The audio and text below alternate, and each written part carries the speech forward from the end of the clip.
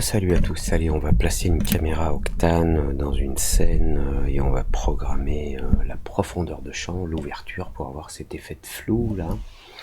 Ici en fait c'est une fausse guirlande, c'est un cône et j'ai mis des petites sphères lumineuses, voilà, à chaque intersection de mon cône. Et ici à droite j'ai un objet qui réfléchit la lumière, c'est un objet en métal qui réfléchit la lumière. Et sur ma caméra Octane, j'ai ce paramètre qui s'appelle l'ouverture, qui quand je l'augmente va me donner cette impression de flou, mais de flou qui n'est pas aléatoire. Un flou, on voit très bien les formes spécifiques ici d'hexagones de type notch, enroulés, comme des fermetures de volets qui s'enroulent les uns sur les autres. Je vais essayer de le faire devant la caméra, voilà. Et comme pour les matériaux Octane, où on a des matériaux de base comme les matériaux spéculars, alors si je prends dans le menu Octane, quand on crée des matériaux, on a des matériaux de base, on a le diffuse, glossy, spécular, métallique, standard, etc. Et puis on a universal. Les autres, diffuse, glossy, spécular, métallique, les matériaux pour les objets des scènes, sont des matériaux optimisés pour ne faire que ça, pour n'avoir que de la lumière diffuse, c'est-à-dire pas de réflexion, pour n'avoir que du glossy, des réflexions mais pas de transparence, pour avoir du spécular, de la transparence en plus, ou du métallique, là des réflexions bizarres, mais enfin bizarres, des réflexions un peu plus élaborées que le glossy, mais pas de transparence. Si on a ces quatre modèles-là, diffuse, glossy, spécular, métallique, dans les matériaux de Octane, c'est parce que ce sont des matériaux qui sont optimisés. Si on a besoin que de ça, ça va aller plus vite lors du rendu. Mais tous les matériaux, si on combine toutes les possibilités, on arrive à l'Octane Universal Material, qui combine toutes les possibilités des autres. Diffuse, c'est-à-dire avoir une couleur brillante, enfin plus ou moins brillante, mais pas de transparente, pas de transparence. Glossy, donc avec des reflets. Spécular avec des transparences, et métallique avec des reflets métalliques, des reflets anisotropiques, bon peu importe. Ici on a le Octane Universal Material qui nous permet d'avoir accès dans un matériau à tous ces paramètres. De la même façon, quand vous créez une caméra Octane, sur une scène comme celle-ci qui est très simple, donc c'est un cône, j'ai rajouté, attendez je me vire de la caméra, voilà, ce cône je l'ai mis dans un Atom Array, donc avec les propriétés que j'ai là en bas, en fait il me met des points sur les vertex, les points de croisement qui composent les polygones, et il me crée des cylindres entre les points de mon polygone, ou plutôt là où il y a des edges, des bordures. Et à ces mêmes endroits, j'ai mis des sphères avec un cloneur qui est appliqué sur ce cône. On a un cloneur qui me met des petites sphères, et ces sphères utilisent un matériau qui émet de la lumière. Donc maintenant, si je regarde cette scène avec une caméra standard et que je fais un rendu Octane, voilà ce que j'ai. J'ai la structure du cône, visible à travers le Atom Array, et j'ai un cloneur qui me met des petites sphères. Alors là, elles sont petites, elles font 0,03 cm. Voilà, si je les agrandis, vous voyez, voilà. Donc j'ai des sphères qui ont des couleurs différentes, mais surtout des couleurs parce qu'elles émettent de la lumière avec un matériau. Ici Octane Diffuse Light en Node Editor. Voilà, le matériau c'est ça, il est assez simple, hein. En diffuse, je peux le mettre en noir, peu importe. Dans l'émission, j'ai un black body. J'émets à travers une texture d'émission, donc il va y mettre une lumière avec une puissance de 30 en conservant la luminosité des surfaces. Dedans, je mets un gradient dans la texture que l'on retrouve ici. Donc, c'est un dégradé de couleurs qui vont du violet au rouge, comme si on allait de l'ultra-violet à l'infrarouge. Et j'ai un random color qui fait que chaque petite sphère va avoir une couleur différente. Et là, j'ai une image qui est tout à fait nette. Nette parce que, quels que soient les pixels des objets, donc ici j'ai une espèce de cube rectangulaire, j'ai un volume, voilà, un volume qui réfléchit la lumière. Et on voit que chaque lumière est réfléchie nettement. C'est aussi les propriétés du matériau de cet objet-là. La réflexion se fait ici sans qu'il y ait de réflexion diffuse, de ce qu'on appelle le roughness. Il n'y a pas de côté un petit peu diffus où les choses deviennent un petit peu floues. Disons que c'est comme un miroir qui est poli très très bien. Voilà. Maintenant, avec une caméra normale, quand je parle de caméra, je parle de caméra pour filmer ou pour prendre des photos, à cause de la façon dont les caméras sont fabriquées, on a des effets de focus, c'est-à-dire que il y a des endroits, alors ça dépend aussi plus ou moins, enfin ça dépend de la distance aussi entre la caméra et ce que l'on prend en photo, mais on peut avoir des effets de flou pour ce qui se trouve en arrière-plan, donc plus loin, ou ce qui se trouve en avant-plan, plus près que le plan là où les choses sont nettes. Alors, pour repartir sur une base concrète, voilà, je vais copier les objets de ma scène et les coller dans une nouvelle scène. Voilà ce que l'on a. Alors, d'abord, c'est important d'avoir un aperçu de la taille. Si je crée un cube, voilà, là j'ai un cube qui fait 200 cm par 200 par 200. Ça fait 2 mètres par 2 mètres par 2 mètres, ce qui est quand même beaucoup. Donc si je regarde la taille de mon cône, là on se rend compte, bon en plus, voilà, on a ça aussi qui rentre en jeu. Voilà, l'axe inférieur. Voilà. Là j'ai un cône qui fait environ 45 cm ou 50 de haut. Donc on est sur un objet d'une cinquantaine de centimètres. Donc c'est pas très grand, on va dire. On va dire que c'est à peu près la taille d'un, je sais pas, un aspirateur. Puis j'ai un cube à côté. Bon. Maintenant, ce que je vais faire, c'est que il me faut des lumières pour éclairer ça. Donc, si j'essaye de faire un rendu sur Octane directement comme ça, là, j'ai des lumières puisque j'ai une texture qui émet de la lumière, qui est affectée aux différents clones de cette sphère, qui sont clonés sur les coins, sur les intersections des polygones de ce cône qui ressemble à un sapin de lumière. Maintenant, là, quand je fais un rendu, il utilise la caméra virtuelle par défaut de cinéma 4D. Donc, c'est OK. Alors, ce que je vais faire, c'est que je vais utiliser une caméra un petit peu plus évoluée.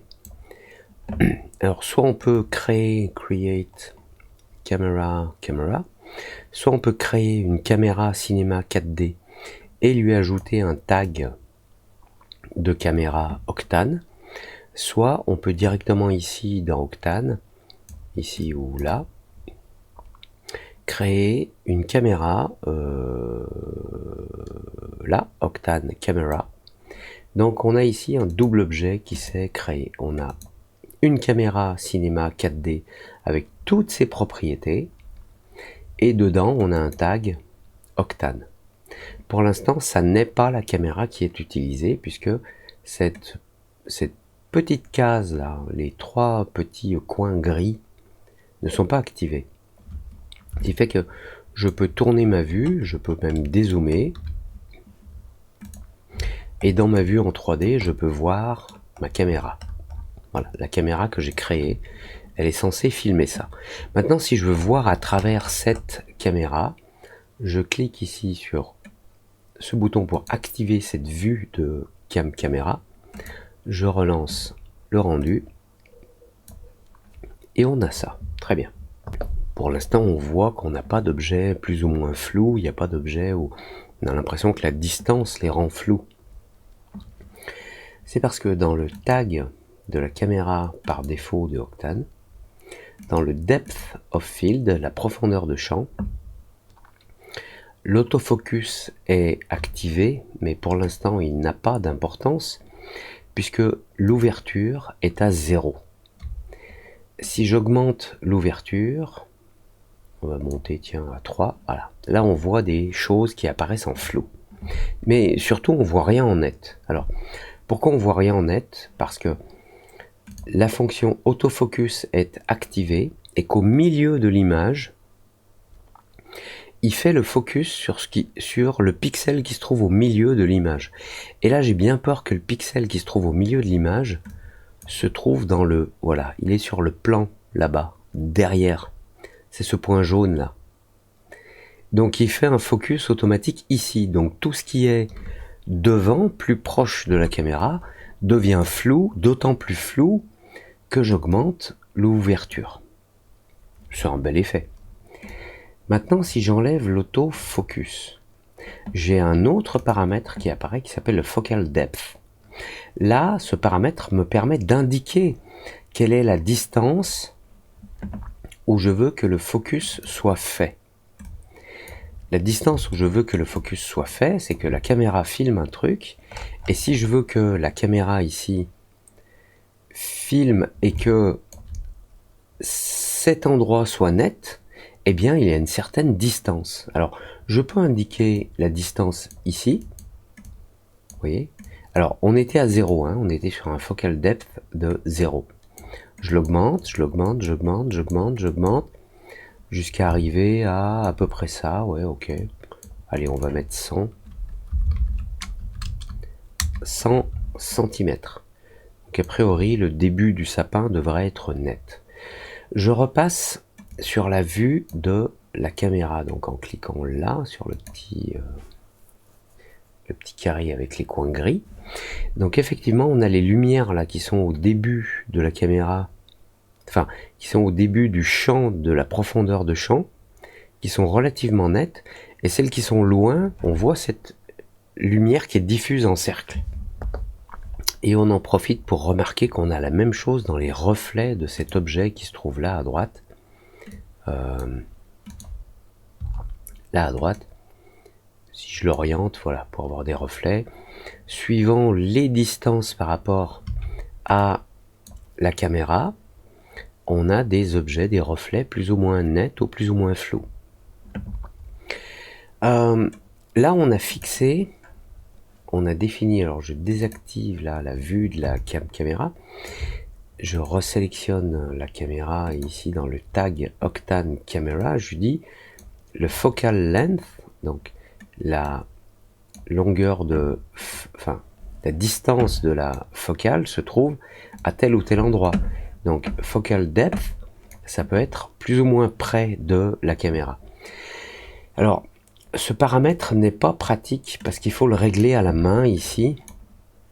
On peut pas le régler de façon interactive là sur l'écran. Vous voyez ce point jaune là, si je diminue la distance de la focale, je diminue la valeur ici dans les propriétés, on voit que ce point se déplace à gauche, mais je peux pas prendre le point là pour le déplacer.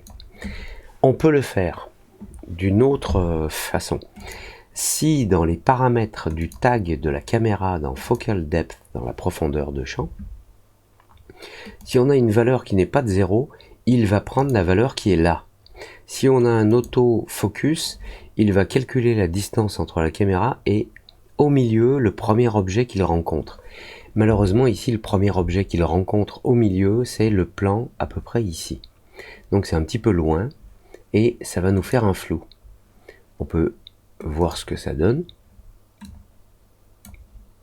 Voilà. tout est flou parce que ce qui est net, c'est là-bas derrière. Bon. Alors, il y a une autre façon qui est plus pratique et plus agréable de régler la distance du focus, le focal depth. C'est de mettre le focal depth du tag Octane caméra de la caméra ici dans Depth of Field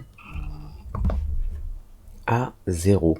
Si je mets le focal depth, la distance focale de la caméra Octane, si j'enlève l'autofocus et que je mets la distance à 0, la distance qui va être utilisée, ce ne sera plus celle de la distance indiquée ici dans le tag de la caméra Octane ici, ce sera celui de la caméra C4D, l'objet qui se trouve là.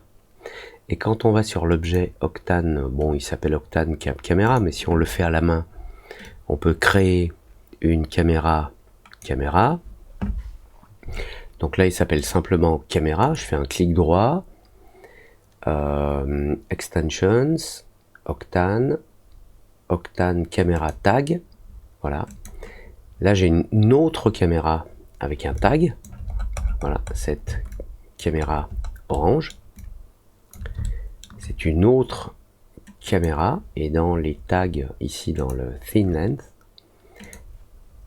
ici j'ai le autofocus. Si je l'enlève et que je laisse le focal depth à 0, je peux contrôler la profondeur de champ ici avec ce petit point jaune qui est au milieu de cette perspective rectangulaire de l'image qui va être rendue. Cette valeur, on la voit pas changer ici parce que c'est une valeur, quand focal depth ici est à 0, il va prendre la valeur dans l'objet caméra, là. Et il va prendre la valeur ici dans focus distance. Donc je peux modifier ici le focus distance et vous voyez que ça change ici. Là on est à 311. Si je l'augmente, voilà, on est à 304,95. Je peux le ramener, alors je peux vérifier. Je veux que le début du sapin soit, enfin le sapin, le cône, soit dans la partie nette. Ici on est à 301. Voilà. Enfin, environ 300. Voilà. Ok. Et si je regarde maintenant à travers cette caméra, donc je l'active ici, je fais, alors bon, il vaut mieux que je vienne regarder sous cet angle là. Je vais simplement désactiver l'autre pour pas qu'elle nous gêne. Voilà, je vérifie donc sur mes, voilà, hop, profondeur de champ ici, et ma caméra un petit peu plus centrée là. Voilà, allez, je fais un rendu et j'obtiens ça. Les petites lumières qui sont devant là, elles sont nettes, et les lumières qui sont un peu plus loin, elles sont nettes aussi, pour une raison simple, c'est que dans le tag de ma caméra Octane là, j'ai l'ouverture qui est à 0. Et maintenant si j'augmente l'ouverture, qui peut correspondre à un autre paramètre qu'on appelle le f-stop, mais je ne vais pas rentrer dans ce détail. Si j'augmente l'ouverture à 4 cm, vous voyez, les lumières là, les lucioles on va dire, qui sont les plus proches sont petites, et celles qui sont plus près ou plus loin sont plus grandes. On a une diffusion de la lumière, et c'est cet effet alors si là je me mets au centre du sapin, donc les lumières qui sont au centre sur le bord là sont plus précises, celles qui sont plus proches sont plus grandes, celles qui sont plus loin sont plus diffuses, plus floues. Alors c'est un effet qui est complètement lié à la technique de simulation des objectifs de caméra. C'est de la simulation, hein. Le moteur 3D, lui, ce qu'il veut faire, c'est calculer une image nickel, propre et tout. Mais là, on lui dit, tu sais quoi, tu vas simuler un truc qui arrive avec les objectifs, c'est que quand t'es pas dans le plan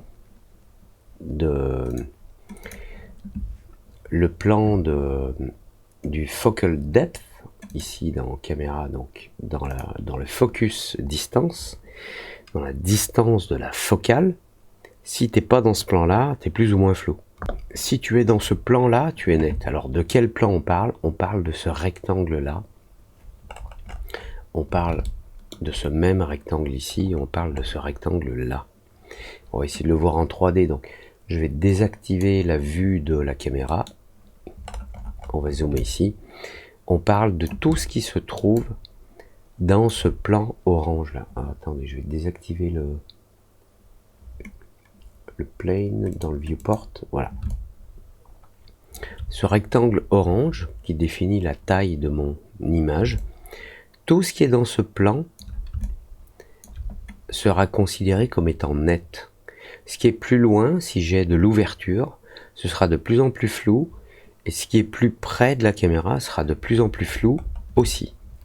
Donc maintenant je reviens sur la vue de cette caméra, et je refais un rendu, un live preview Octane. Voilà. Donc on a des lumières qui sont plus ou moins floues. Si je vais dans le tag de la caméra Octane, j'ai une ouverture à 4 cm. N'oublions pas que j'ai ici un cône qui fait environ 45 à 50 cm de haut. Donc si j'augmente l'ouverture, on va dire à 10 cm, on a beaucoup plus de flou. Voilà. Si je rapproche maintenant dans mes vues de perspective, si je dis voilà, je veux que ce côté de l'intersection, c'est-à-dire le début là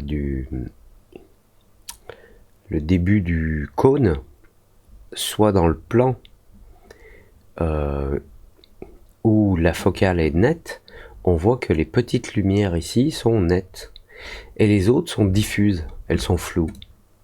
Et elles sont diffuses d'une façon simple, elles sont diffuses d'une façon presque circulaire, et plus c'est loin et plus c'est diffus, ça fait un cercle, et plus c'est près, plus c'est diffus, plus ça fait un cercle. Et ce que j'adore avec Octane, c'est qu'on peut faire beaucoup mieux avec la caméra universelle. Alors au début de cette vidéo, je vous parlais des caméras universelles de Octane, parce que dans le type de caméra sur le tag, quand vous avez une caméra, vous mettez un tag Octane caméra, vous avez un type de caméra, et vous avez différents types: panoramique, baking, OSL, OSL baking et universal. Thin lens, c'est une lentille simple, qui finalement déjà n'est pas si simple que ça. Panoramique, baking, OSL, on verra ça une autre fois. Le panoramique, c'est vraiment quand vous avez besoin de faire des images panoramiques, mais je pense que je ferai un sujet à ce sujet. Une vidéo à ce sujet. Donc, vous avez grosso modo le choix entre les deux principales, si vous faites de l'image standard, hein, entre le thin lens et le universal. Dans le thin lens, donc lentille simple ou fine, vous avez déjà des réglages de view angle. Donc vous avez des angles de vue qui peuvent être distordus dans un sens, décalés dans un sens ou un autre. Vous avez un pixel aspect ratio. Votre lentille peut provoquer une déformation de votre image, donc ok. Bon, le clipping, c'est est-ce que je coupe ce qui est trop près, est-ce que j'enlève ce qui est trop loin. Près, loin, near, far. Ce qui est près, je le coupe, ce qui est loin, voilà. Si je coupe ce qui est trop près, ce qui est à une distance de 142 cm, je le coupe. 142 cm entre la caméra et les 142 cm. Je l'enlève de la vue. Ok. Ce qui est plus loin ici sur le far clip depth, ce qui est au-delà de 134 cm ici, je l'enlève. Je le vois pas, la caméra ne le voit pas. Voilà. Généralement, on garde des valeurs de 0 pour le near clip depth. Que les choses soient très près de la caméra ou pas, je veux les voir. Et si les choses sont vraiment très éloignées que je veux pas les voir, je peux diminuer la valeur ici, mais la valeur par défaut, elle est énorme. Là. Je pense que c'est 1 million. de 100 cm. Et ensuite, on a le depth of field, la profondeur de champ. Donc ça, on l'a vu un petit peu. Quand on a une ouverture de 0, tout est net. Quand on a une ouverture ici de 4 cm, ou une ouverture de, allez, je vais mettre 20, ce qui est sur le plan du focus est net. On voit les petits points ici, là, qui sont plutôt nets. Et ce qui sort, plus ça sort du plan, et plus c'est flou, quoi. Allez, je reviens à ça. On a l'aspect ratio de l'ouverture, une déformation verticale et horizontale. Oui. Si j'augmente l'aspect ratio, c'est comme si la lentille n'était pas vraiment enfin, que l'extérieur des lentilles de l'objectif de ma caméra ne correspondait pas à la surface d'une sphère, mais à la surface d'une ellipsoïde volumétrique. Donc on garde de préférence un ratio de 1, comme si la lumière traversait les lentilles de l'objectif, et des lentilles qui sont taillées dans un rayon qui correspond à une sphère. Aperture age, là ça devient très intéressant. Regardez, je vais augmenter la taille de l'image. Et si j'augmente le aperture age, il se passe un truc très sympa. Moi je vais l'augmenter fort à 3. C'est que le centre du flou, plutôt l'extérieur du flou, est plus concentré que l'intérieur. Il y a plus de lumière à l'extérieur du flou, dans le rayon, que à l'intérieur. Ça c'est cool. Je vais remettre la valeur par défaut qui est de 1, je crois. Ouais. Donc il y a autant de lumière à l'intérieur qu'au bord. Même si les bords sont légèrement floutés. Ensuite on a le blade count. Donc ici si je le mets à 3, on verra pas de différence. Si je le mets à 25, on verra pas de différence. C'est parce que en fait, ici le thin lens, il essaye de simuler l'opérateur d'ouverture de la caméra, qui généralement est un entrelacement d'objets qui vont réduire le rayon qui permet l'entrée de la lumière ou pas. Attendez, je vais vous trouver une image. Voilà, les blades, c'est ça. C'est un réglage d'ouverture. Vous pouvez empêcher la lumière qui arrive autour de rentrer à l'intérieur. Et vous avez différents types de blades. Donc vous avez ici par exemple un blade, lui 1, 2, 3, 4, 5, 6, 7, 1, 2, 3, 4, 5, 6. Voilà, vous avez ici un hexagonal. Attendez, 1, 2, 3, 4, 5, 6, 7, non. Vous avez un, comment on dit, 7. Un pétagonal, je sais pas, septagonal. Donc il y a 7 branches qui peuvent se refermer pour laisser passer plus ou moins de lumière au centre. Ici vous avez un hexagonal, ici vous avez un octagonal, hein, si je dis pas de bêtises. Alors non, là c'est un nonagonal, et vous pouvez avoir un certain nombre de branches qui vont fermer l'obturateur de la caméra. Ici on en a 1, 2, 3, 4, 5, 6, 7, 8, 9, 10. Donc 10, je sais pas comment on dit. 10, je suppose qu'on dit décagonal. 10, déca, décimal, déca, ouais. Bon, ouais. Et ça, dans le thin lens, dans la caméra basique, avec une simple lentille de octane, on peut indiquer le nombre de côtés dans le système d'ouverture. Donc ici on est à 6, mais comme vous le voyez, nos flous ils apparaissent ronds. Alors vous savez quoi, je vais diminuer la taille comme ça, voilà. Voilà. Donc les points qui sont plus près ici forment des petites sphères, hein, puisque c'est le cas. Ceux qui sont loin, derrière, ça fait des grosses sphères, il y a un flou. Et en fait, si ça fait des grosses enfin si ça fait des sphères, c'est à cause de ce paramètre ouverture roundness, c'est-à-dire que je vais arrondir l'arrondissage de de mon système d'ouverture ici. Il peut être décagonal, octogonal, hexagonal, septagonal, peu importe. Je peux forcer le fait qu'il soit arrondi.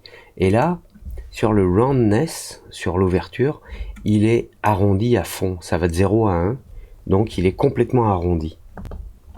Donc si je diminue ce aperture roundness, on voit apparaître là des hexagones derrière. C'est-à-dire que la déformation dans le flou, elle est moins arrondie, jusqu'à ne pas l'être. Donc là, elle est complètement hexagonale. Même si le bord est un peu plus flou, alors, je peux rajouter peut-être quelques échantillons dans le calcul de mon image Octane en Path Tracing. Je vais monter à 800 pour qu'on ait, voilà, qu'il y ait un petit peu moins de grains. Donc là, je veux pas que ce soit arrondi du tout, et je peux lui dire, si je veux 5 côtés, 4, 3, 2, ben ça reste à 3 en fait. Voilà. Donc, à partir de 3, 4, 5, 6, 7, 8, 9, 10. Et là, même à 10, on le voit un petit peu ici. Et donc, ça correspond à un système d'ouverture dans l'objectif qui est décagonal. Et ça, c'est très cool. Mais il y a beaucoup mieux. Quand on passe le type de caméra Octane sur le tag, sur la caméra principale de cinéma 4D que l'on est en train de visualiser, dans le tag Octane Camera, si je passe en Universal, vous voyez là j'ai beaucoup plus de paramètres. Les paramètres que j'ai en plus, alors je crois pas que j'avais le View Angle, Physical Camera Parameters, donc là j'ai le f-stop, mais le f-stop il correspond à l'ouverture. Ce paramètre, c'est le même que celui que j'ai là. Sauf qu'ils ont des valeurs inversées, enfin bref, peu importe. Ça c'est pas très grave. J'ai pas d'autofocus, le focus étant, le focus depth, la profondeur de focus étant égale à 0, il prend le paramètre qui est dans l'objet caméra de cinéma 4D, ici objet, il prend la distance qui est indiquée ici. Alors, pour la distance, ça devient intéressant parce que je peux choisir la distance, par exemple, par rapport à un objet. Si je crée un nul, alors là j'ai un nul, je vais lui dire tu me l'affiches sous forme de diamant, donc il me fait un petit carré, et je lui dis tu m'affiches ce carré, ce point là il se trouve ici, et dans la caméra Octane, je peux lui dire, alors quand je vais dans la caméra là, pas Octane, excusez-moi, dans la caméra cinéma 4D, je peux soit indiquer la distance de la focale ici, en le réglant là, en cliquant sur ce point, ça change la valeur qui se trouve là, ou je peux lui donner un objet. Donc là, je peux prendre ce nul, je vais l'appeler nul.depth.cam. Je reviens sur ma caméra, si je le mets là, il calcule automatiquement la distance entre la caméra et cet objet. Et si je déplace cet objet, voilà, le point de focale de la caméra change. Alors on dirait que c'est pas aligné, mais c'est parce que ici on n'a que la vue dessus. Mais si on regarde sur le côté, on va mieux se rendre compte. Voilà, là. Si vous voyez, si je l'augmente là en vertical, en Y, si je le baisse. Donc si mon objet est centré, je veux que ces points-là soient nets. Idem ici, je peux dire, voilà, ces points-là sont nets. Et on le voit mieux là, maintenant. Voilà, ces points-là sont nets. Font partie de la focale de la caméra. Alors, on va refaire un rendu. Live view. Ok. Donc là, j'ai une caméra avec une ouverture qui est... Enfin, une ouverture. Comment dire, un champ de vision qui est serré. Donc, je vais l'augmenter là. Un petit peu. Voilà. Et on voit que les points qui se trouvent là sont à peu près nets. Et plus on s'éloigne, et plus c'est flou. Et c'est flou de façon circulaire. Donc quand je reviens sur mon Octane caméra tag, où je suis en mode universal, et dans le type de caméra, là, je suis en mode thin length, pas orthographique, on y reviendra une autre fois. C'est un mode universal, et je reste en thin length, comme s'il y avait une lentille simple.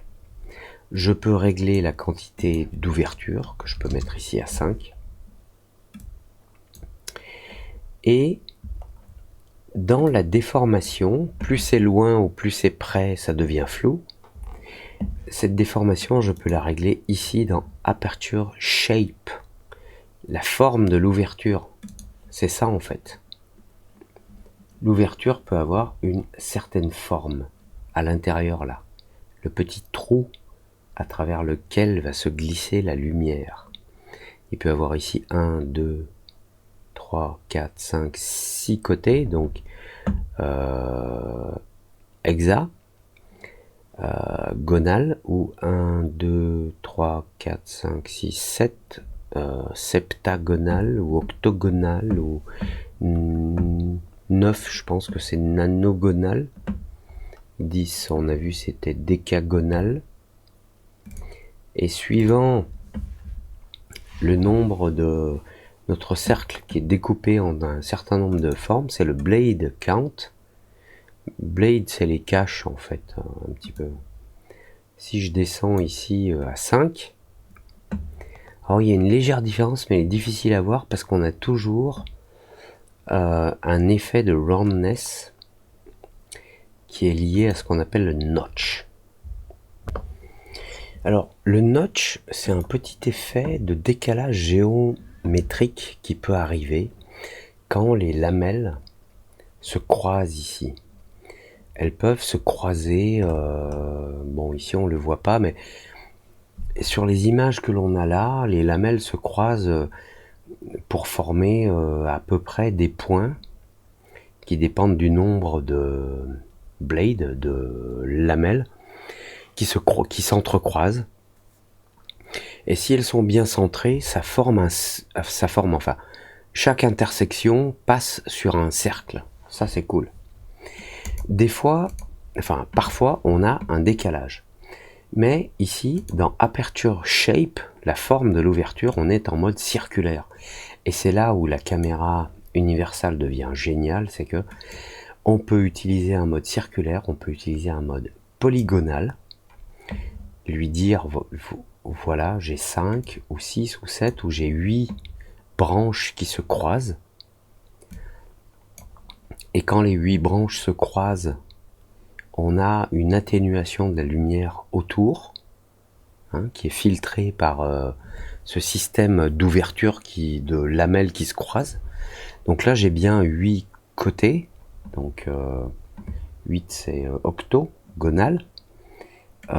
6, 7, hepta, septa. 6, hexa. 5, penta. Voilà. On a un effet pentagonal. Parce qu'on est en mode polygonal. Quand on est en mode circulaire, ça là en dessous, ça sert pratiquement à rien. Sauf le Aperture Age. Aperture Age va, le paramètre on l'a vu avant, si je l'augmente, on a plus de concentration de lumière sur les côtés de l'ouverture et moins à l'intérieur. Donc par défaut on est à 1, mais d'un point de vue artistique, ou suite à, enfin, à cause d'une problématique induite technique de notre objectif, de notre appareil photo ou de notre caméra, on peut avoir ça. Voilà, une ouverture qui est plus élevée, enfin il y a plus de concentration de lumière sur les bords plutôt qu'au centre. Donc ça c'est cool. On peut passer en mode polygonal où là on indique le nombre de côtés, par exemple 8. On a une rotation. Ils sont pas, voilà, on n'est pas obligé d'avoir un truc qui est comment dire, par rapport au centre de visualisation de la caméra. Plus on s'éloigne et plus la rotation elle est élevée, on va dire. C'est un petit peu plus compliqué que ça, mais j'ai pas envie de rentrer dans ce détail. Ici on a toujours le aperture roundness. Même si on a 8 côtés, on peut les arrondir un petit peu là. Et si j'arrondis à fond, ça devient un cercle. Et on voit bien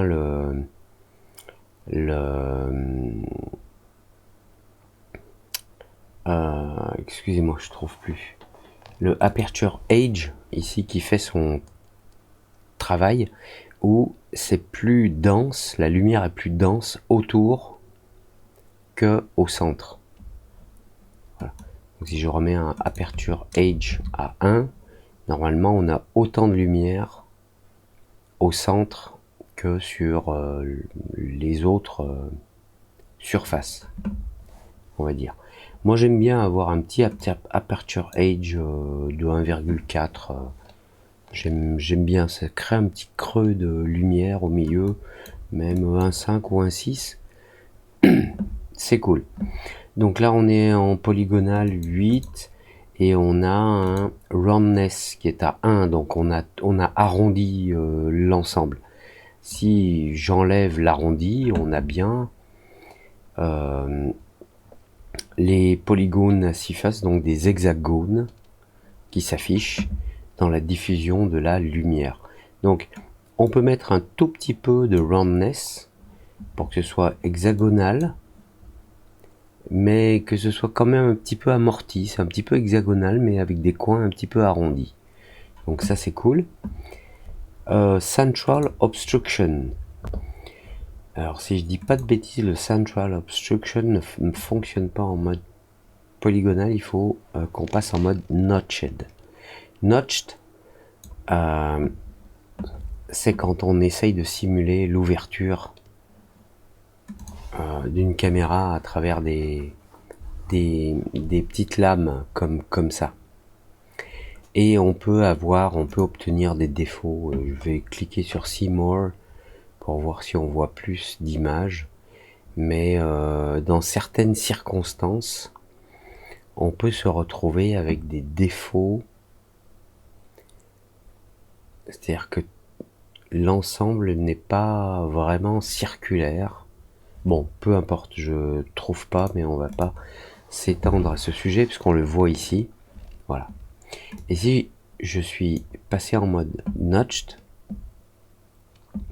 quand j'utilise le mode Notched, alors je vais enlever la circularité. Et là, on voit mieux que, voilà, il y a des lames qui se recouvrent, mais pas entièrement. Ce qui fait pas vraiment ici un hexagone ou un octagone ou un décagone 10. Elles ont du mal à se recouvrir. Donc l'obstruction centrale, ici elle rentre en jeu, mais voilà, on voit une faible obstruction centrale. Il y a un petit peu moins de lumière au centre, mais c'est vraiment pas... C'est très très peu, enfin c'est très faible quoi. Voilà. Et la position du notch, alors ici je suis à -1, si je me mets à 0, voilà, là le notch est très prononcé, on voit les lamelles qui se recouvrent un petit peu les unes les autres. Et si je me mets à +1, elles se recouvrent en sens inverse. En général, on est à -1. Et on peut augmenter l'échelle du notch ou pas. Là, l'échelle est très augmentée. Et on peut la diminuer. Moi, j'aime bien un petit notch. Alors, j'avoue que j'aime bien un blade de 6 avec un léger notch, avec une échelle de 0,3 quoi. Où on voit un tout petit peu de décalage. Là, on le voit bien là. Un décalage entre les lamelles qui ont du mal à se recouvrer les unes les autres. Si je rajoute... alors, si on rajoute à ça cet autre système qui est le optical vignetting, l'effet de vignette vient du fait que l'optique est circulaire. Donc, il y a de l'image qui va rentrer par un cercle, qui finalement est défini. Ce cercle rentre dans un carré. Je vais prendre un carré ici en sortie, je vais mettre 1080 par 1080, voilà. Donc si je fais une image de 1080 par 1080 dans le ratio, il y a plus de lumière qui rentre au centre qu'au bord. Et c'est ce qu'on appelle le vignetting. Donc si on change la distance, c'est une espèce de... c'est la position de notre obturateur entre l'objectif et le capteur. Là, je l'envoie plus loin, donc il coupe de la lumière et j'ai une partie de la lumière qui rentre à travers ce trou ou ce trou ou ce trou là.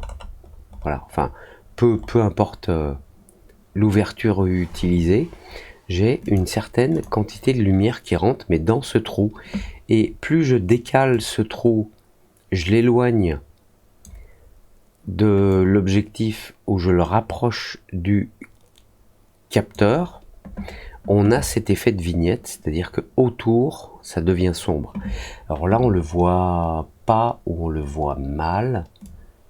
Je vais ajouter un plan en dessous, plane. Oups, j'ai fait un cube. Je vais mettre un plan là. Ce plan est illuminé, ok. Donc sur ma caméra, quand je reviens dans le vignetting, voilà. Si je me mets aux alentours de 0, les lumières éclairent le plan qui se trouve en dessous. C'est peut-être pas si évident, donc on va rajouter une lumière externe. On va prendre un HDRI Environment. Là, dans l'image de texture, je vais prendre un HDRI. Je vais prendre une image d'éclairage studio panoramique, comme ça. Allez, hop. Pas que ce soit trop fort. Je ne peux pas le voir dans la scène ici.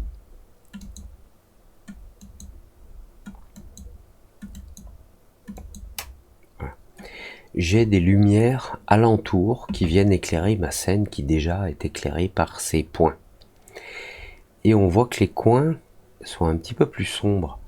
Et ça vient de cette fonction qui s'appelle vignette.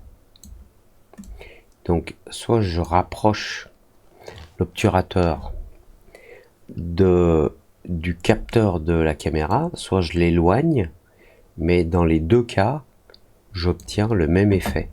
C'est-à-dire que l'objectif et les lentilles de l'objectif sont circulaires.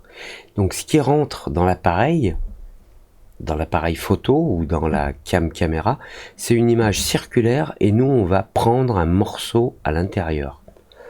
Mais si j'envoie une image circulaire beaucoup plus petite, j'ai beau prendre un morceau, il y a ce côté qu'on appelle vignette qui fait que vu qu'on a coupé autour, il n'y a pas de lumière qui arrive là autour.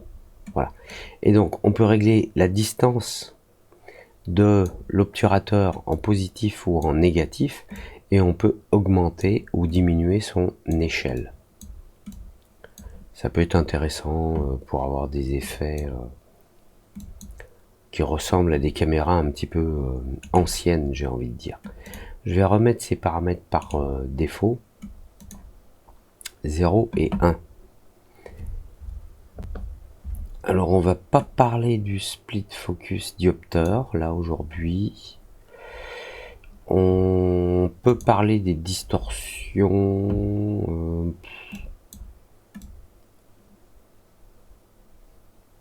Ouais, si.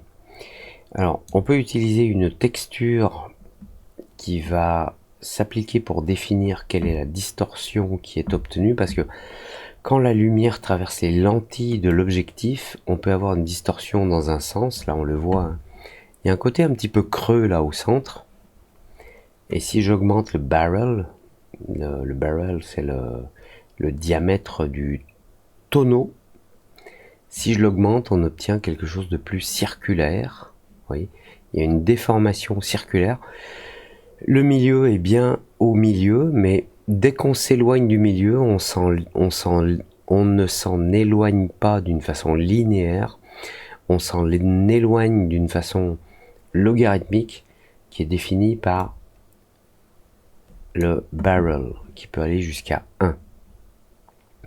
Et vous voyez que cet objet à droite, qui est un rectangle, enfin un volume rectangulaire droit, il devient un petit peu courbe. Et puis on peut modifier les coins aussi. C'est-à-dire que on peut avoir un effet de barrel au centre multiplié par un effet sur les coins. Bon, on va pas s'attarder non plus là-dessus. Amusez-vous avec ça. Le dernier truc intéressant, c'est les aberrations. Les aberrations, c'est quand la lumière, suivant sa longueur d'onde, elle est décalée par la lentille. Et là, voilà, si j'augmente le comma, on voit que la lumière va être plus ou moins décentrée ou concentrée. Donc ça peut être un effet. Et on a l'astigmatisme. Alors ça, c'est plus difficile à voir, mais vous voyez dans les coins ici, l'effet normal, alors je vais me remettre à 0. L'effet normal, qui est un hexagone, va être astigmatisé par un facteur multiplicateur qui va faire que cet hexagone va s'étaler à partir du centre vers les bords, et il peut être étalé jusqu'à se multiplier suivant les longueurs d'onde. C'est ce que l'on voit ici. Alors je vais essayer d'agrandir un petit peu, c'est peut-être pas évident à voir. Je vais faire un lock et puis on va zoomer sur l'image ici. Voilà. Plus on s'éloigne du centre et plus les couleurs, les longueurs d'onde de la lumière de l'infrarouge à l'ultraviolet, ou de l'ultraviolet à l'infrarouge, vont être décalées dans l'espace de la lentille. La lentille va décaler plus ou moins certaines lumières. Alors là, je trouve qu'on le voit très très bien ici. Cet objet là, qui ressemble à une paire de lunettes bleu ciel, cet objet violet et cet objet rouge, c'est la même lumière, mais elle est décalée dans le reflet parce qu'elle se trouve sur les côtés, elle est captée par les côtés de la lentille. Et plus la longueur d'onde est petite ou grande, et plus la distance par rapport au centre de la lentille de vision de la caméra est grande, et plus cette lumière, plus les fréquences de lumière sont étalées. Vous voyez, là, elles sont assez proches, Et on voit que quand les lumières sont différentes, si je change l'astigmatisme, on voit que ça s'étale par rapport au centre, vers le bord circulaire, parce que notre caméra utilise toujours, je vais désactiver ça, notre caméra utilise toujours en fait un objectif circulaire. Et puis on a le field curvature, voilà, qui a une tendance à décaler la lumière quand elle est au bord de la lentille. Au centre, elle reste droite, et plus on va au bord, et plus ça se décale. Alors, ça peut donner des effets, quand on mélange donc l'astigmatisme avec le field curvature. Ici, vous voyez à droite, sur le bord de la lentille, les reflets sont bien à leur place. Mais si je déplace le field curvature, elle se décale. Plus on est au bord, et plus les longueurs d'onde se décalent. Et en plus, on a cet effet étrange où ça devient plus grand, parce que le décalage dans tous les sens est plus grand. Donc on a un effet de renvoi de lumière à travers les lentilles qui arrive en traversant l'obturateur, qui arrive sur la pellicule ou le capteur numérique, et on a ces aberrations qui apparaissent. C'est pour ça que toutes ces fonctions se trouvent dans la section qui s'appelle Aberration et Distorsion. Voilà. On a des distorsions et des aberrations. On en est où là? 56 minutes. Bon, on a fait un gros tour du truc, mais on peut jouer avec ça. Et je voudrais juste vous montrer cette image-là, avec ces quelques appareils photo qui ont une texture posée, vite fait, bien fait. Voilà. Ici, vous voyez, on a des formes géométriques dans la déformation, dans ce qu'on appelle le bokeh, ou le bokeh haché, c'est-à-dire la qualité, les propriétés du flou.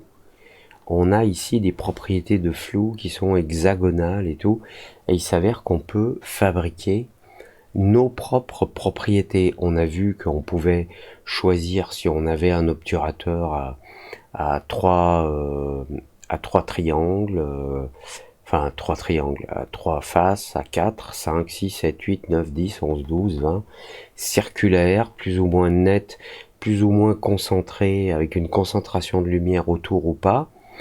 Et ce genre de choses, on peut le faire en préparant nous-mêmes nos propres images qui vont dire comment la lumière va se diffuser quand elle est dans le bokeh, quand la lumière est dans le stade plus ou moins éloigné du point de focale. Si on est plus loin, on devient plus flou, mais on devient flou comment? Et on peut préparer nos propres images avec des détails pour avoir des fonctions qui nous permettent d'avoir des bokeh, je sais pas comment dire, qui nous sont propres ou qui sont propres